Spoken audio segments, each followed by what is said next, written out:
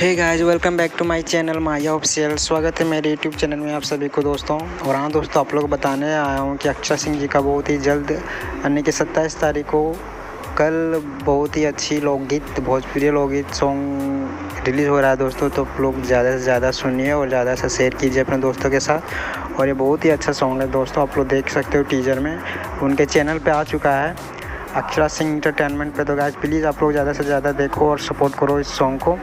और हाँ दोस्तों, गाने का टाइटल है हम सीता तू राम बनिहा।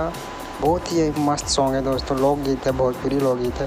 तो गाइस प्लीज़ आप लोग ज़्यादा से ज़्यादा देखिएगा सॉन्ग को और शेयर कीजिएगा। और इसके चैनल न्यूज़ चैनल है तो सब्सक्राइब कीजिएगा।